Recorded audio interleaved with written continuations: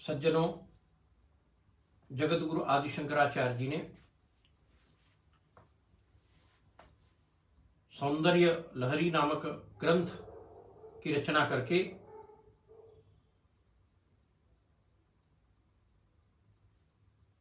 परम शिव और परम शिवा के एकाकी स्वरूप और उनके महामिलन का मूर्तिमंत निदर्शन कराया है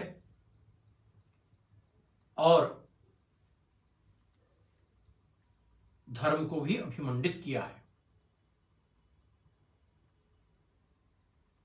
वस्तुतः ईश्वर के साथ एकत्व का ज्ञान तथा उससे पैदा होने वाली जो जीवगत भावनाएं हैं वह श्रद्धापूर्वक धारण करने से हम सबके अंदर अंतर्ज्ञान एवं अनुभव के कुछ क्षण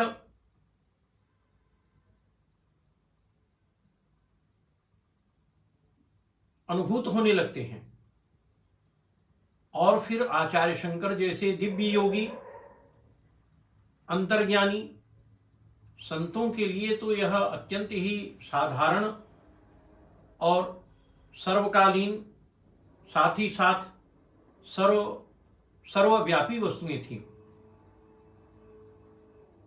धर्म वास्तविक तथा वैज्ञानिक तभी बन सकता है जब वह अनुभवाश्रित हो और धार्मिक अनुभव की बुनियाद पर खड़ा हो। किसी भी चिंतन को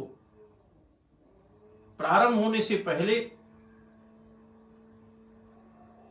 चिंतक के समक्ष कोई ऐसी वस्तु अवश्य ही होनी चाहिए जो चिंतन का विषय बन सके। चिंतन अपने चिंत्य विषय को पैदा नहीं करता, वह साधन मात्र है, साध्य का सर्जक कदापि नहीं। चिंत्य विषय के अस्तित्व के बाद ही चिंतन की शुरुआत होती है। जैसे उदाहरण के तौर पर देश के प्रत्यक्ष ज्ञान के बिना रेखागणित का ज्ञान संभव नहीं हो सकता, उसी प्रकार पूरी भौगोलिक रेखीय ज्ञान हम देश के बारे में नहीं प्राप्त कर सकते। उसी प्रकार धर्म के तथ्यों की प्रत्यक्ष जानकारी के बिना धर्म का दर्शन भी संभव नहीं होता। आप अवगत ही हैं कि जो विद्यार्थी गण है वह मानचित्र में, चाहे भारत का मानचित्र हो, विश्व का मानचित्र हो, कॉन्टिनेंटल मानचित्र हो, सबका अध्ययन करता है और उसके बाद ही उन विषयों में ज्ञानार्जन कर पाता है। उसी प्रकार पारंपरिक रूप से भावना, संवेग, भाव, नैसर्गिक वृत्ति, पूजा, कर्मकांड, प्रत्यक्षानुभूति और विश्वास, इस सारे समग्र रूप को जब हम पूंजीभूत करते हैं, एकीकृत करते हैं, तो वह भावात्मक रूप में धर्म कहा जा सकता है। किंतु अभावात्मक या निषेधात्मक रूप में नहीं। ऐसे विचार जहां तक किसी वस्तु को धर्म कहते हैं वहां तक तो ठीक है, परंतु जब वे अपने सिवाय बाकी सबको अधर्म कहने लगते हैं तो वह उचित नहीं है, क्योंकि धर्म अनुभव की वस्तु है, विचार की वस्तु है, अननुभूत प्रचार की वस्तु नहीं बन सकती। धर्म सौंदर्य लहरी के अनुशीलन से यह स्पष्ट हो जाता है कि श्रीमदादि शंकराचार्य जी ने जागतिक जीवों के लिए भुक्ति और मुक्ति दोनों प्रकार का फल प्राप्त करने के लिए इस स्तोत्र रत्न की सृष्टि की है। सुधीजन, आज उसी सौंदर्य लहरी के 75वें श्लोक को हम आपके समक्ष रखने जा रहे हैं।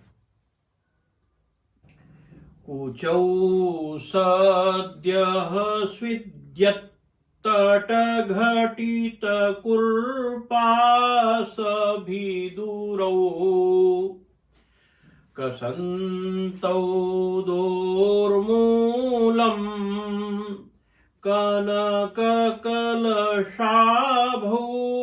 कलयता तव त्रातुं भङ्गा धवलमवलग्नं तनुभुवा त्रिधा बद्धं देवी त्रिवलिलवली वल्लीभिरिव। सुधीजनों,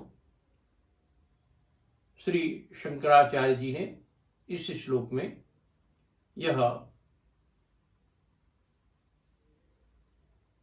रेखांकित किया है कि हे राजराजेश्वरी महात्रिपुर सुंदरी मां भगवती, आपके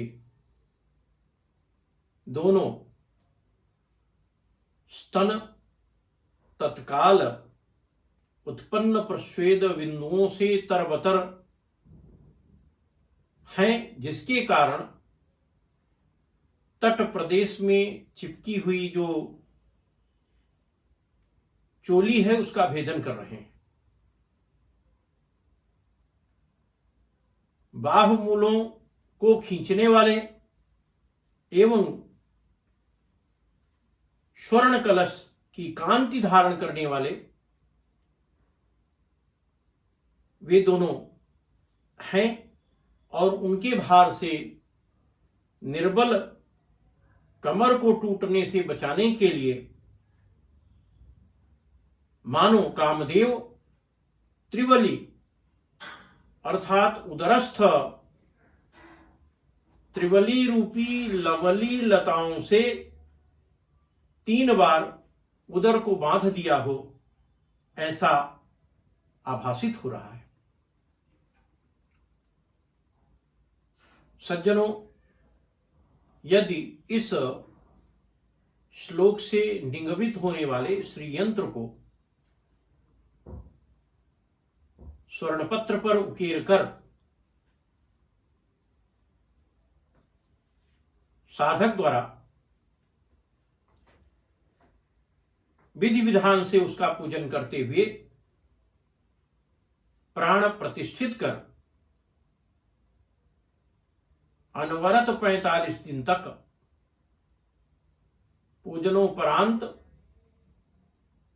प्रत्येक दिन इस श्लोक का 1001 बार पारायण करे तो साधक को ऐन्द्रिक जाल में महारत हासिल हो जाएगा तथा उसमें सम्मोहन की अद्भुत शक्ति आ जाएगी। इस श्लोक का यह फलागम फलादेश मंत्रज्ञों द्वारा निरूपित किया गया है। धन्यवाद।